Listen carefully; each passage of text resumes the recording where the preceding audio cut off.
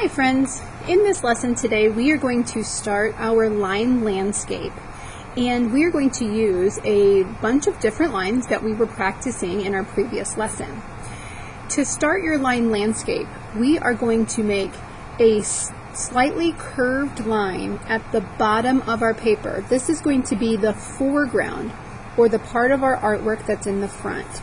And we just want it to be a gentle sloping hill.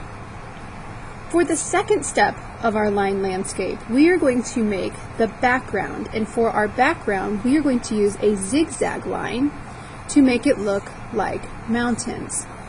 We want our mountains to be irregular, which means not exactly the same, all the way across.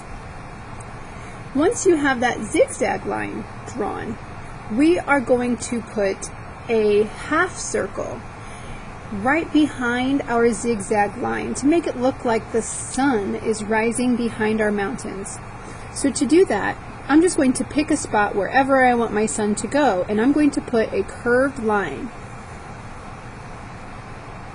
just like that.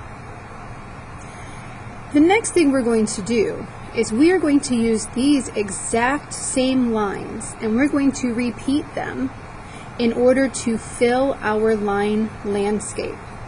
So, down at the bottom, I'm going to leave a space, and I like to say to use your finger as a guide. So, leave a finger's distance space between your next line. That's where my next line is going to start. And I'm going to follow this one. I'm going to echo it and go in the same direction.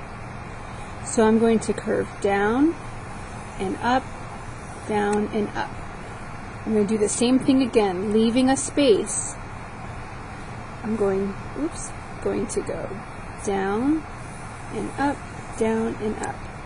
Our lines should never touch. They should never cross over each other. Back here in our background, we're going to do the same thing, repeating the lines like we did here, but this time we are going to repeat the zigzag. And we are going to start here, leaving a distance of about 1 finger's width. And up, down, up, down, up, down, up, down, all the way across to repeat that mountain line. And we're going to do one more here.